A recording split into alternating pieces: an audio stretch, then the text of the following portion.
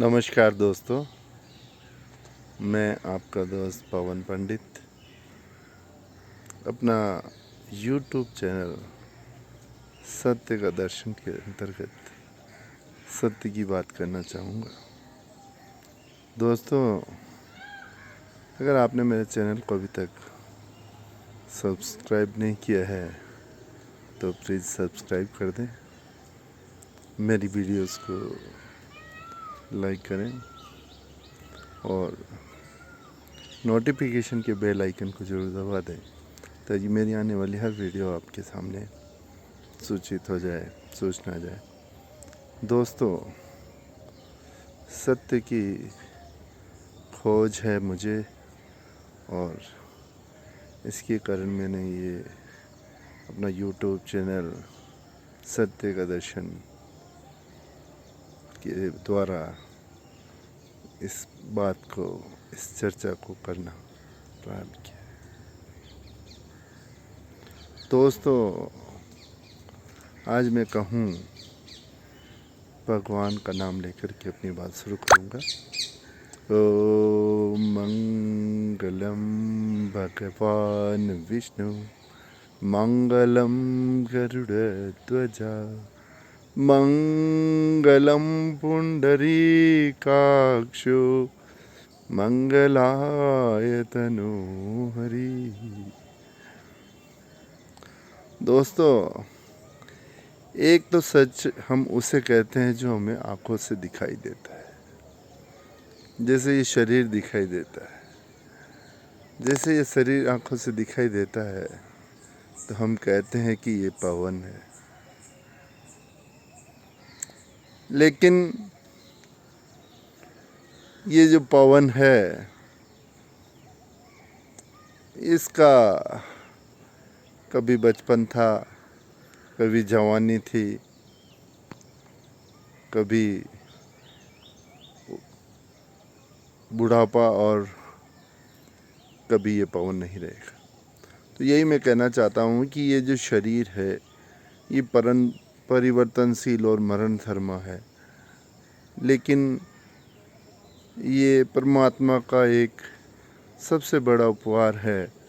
क्योंकि इस मरने वाले शरीर में न मरने वाला आत्मा रहता है जो कभी नहीं मरता, जो न कभी पैदा हुआ न कभी मरेगा, सत्य है, शाश्वत है, अनादि अनंत काल से है और अनादि अनंत काल तक रहेगा। ये हमारी जो चेतना है, ये हमारी जो कॉन्शियसनेस है, इसको आप आत्मा कह सकते हैं। दोस्तों, आत्मा तक पहुंचने के अंदर बहुत सारी सीढ़ियां आपको पार करनी होती है। पहली चीज़, इंद्रियों पर विजय, ये मैं आपको कहना चाहता हूँ। और इंद्रियों पर विजय का मतलब मन पर विजय है। मन पर विजय मैं शाकाहारी हूँ और मैं मांसाहारी नहीं हूँ, तो ये क्या है? ये मन पर विजय है। मैं सत्य बोलता हूँ, झूठ नहीं बोलता, ये किस पर है? मन पर विजय। मैं चोरी नहीं करता, किसी के दिल को नहीं दुखाता, लोगों का भला करता हूँ, सदा सत्कार्य करता हूँ, अच्छे कार्य करता हूँ। तो दोस्तों, जो व्यक्ति अच्छा कार्य करता है, लोगों का भला करता है, लोगों की हेल्प करता है, उसी को याद किया जाता है। जब भी व्यक्ति कोई तकलीफ में होता है तो जो मदद करता है उसी को याद किया जाता है। तो यही मैं कहना चाहता हूँ दोस्तों, ये मानव जीवन मिला है, इस मानव जीवन के अंदर आपको सत्य को पाना है, यही एक लक्ष्य आप बना लीजिए। भागवत में आता है गजेंद्र मोक्ष की कहानी। दोस्तों, वो कहानी भी कहूँगा मैं आपसे, लेकिन यही कहना चाहता हूँ कि ये जो आत्मा है, ये जो शरीर है, ये गजेंद्र है, और वो जो मगरमच्छ है वो माया है जिसने जीव को पकड़ लिया है।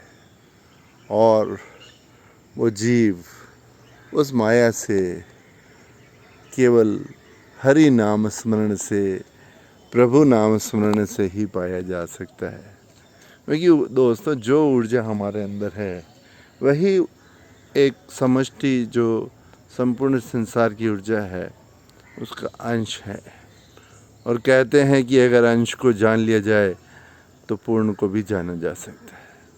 अगर स्वयं को जान लें तो भी हम परमात्मा को जान सकते हैं। दोस्तों यही मैं आपको बताना चाहता हूँ कि स्वयं को जाने। स्वयं को जानने से पहले सबसे पहले अपने मन को जाने। हम जो ज़िंदगी जी रहे हैं वो पूरी बेहोशी में जी रहे हैं। जैसा मन कहता जाता है वैसा हम करते जाते हैं, सोचते नहीं कि इसका क्या परिणाम होगा। ये जो कार्य हमारे को हमारा मन सुझा रहा है ये कार्य उचित भी है या नहीं है। तो दोस्तों मन से ना चलें, मन को अपने अनुसार चलाएं। मन को कहें कि भाई सुबह सुबह हम घूमने जाएंगे, घूमने आ गए। और जो ऑक्सीजन आप ले रहे हैं उससे आपके मन की शुद्धि होगी, उससे आपके मन में सकारात्मक अच्छे विचार आएंगे। और मन जिस गलत दिशा में आप ले जाता है उसमें आप अपने आप को रोक लीजिए, ब्रेक लगा दीजिए कि नहीं ये हम गलत कार्य नहीं करेंगे, ये हम अच्छा कार्य करेंगे। तो अगर आपने अपने मन को ऑटो सजेशन देना शुरू किया, क्योंकि आप परिणाम जानते हैं कि इस संसार में हम खाली हाथ आए हैं और खाली हाथ चले जाएंगे। फिर क्यों झूठ बोलें, क्यों चोरी करें, क्यों धन इकट्ठा करें, किसके लिए करें। जब खाली ही आए हैं और खाली ही जाएंगे तो फिर बाकी की तो सारी बातें झूठी है। तो साथ क्या जाने वाला, साथ जाने वाला है आत्मा।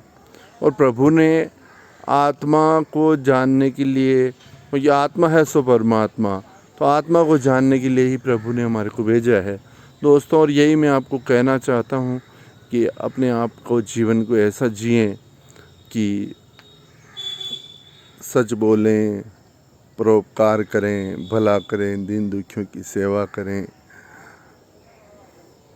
और कुछ ना तो एक मीठा बोलें आप।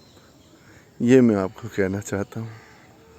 तो दोस्तों गजेंद्र मोक्ष की कहानी मैं आपको थोड़ी सुनाना चाहूँगा।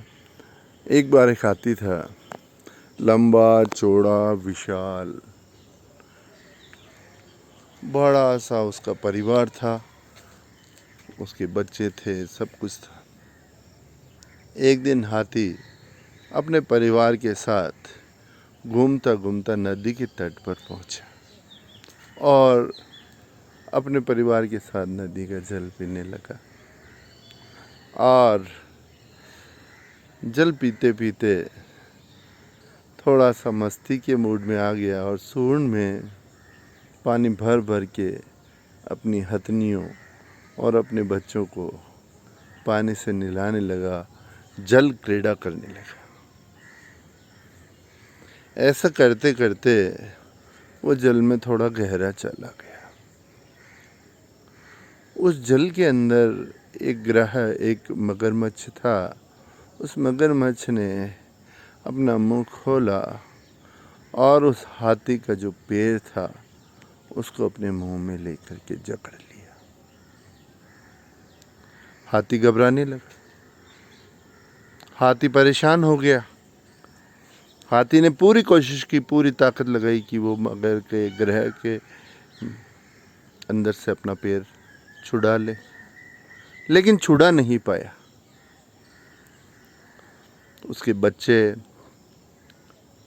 छोटे छोटे हाथी पत्नियां, उनके सखा मित्र, सब ने सूंडों से पकड़ पकड़ के उसको बार बार खींचने की कोशिश की, पर वो जितना उसको खींचते उतना ही और गहराई में वो जाने लगा।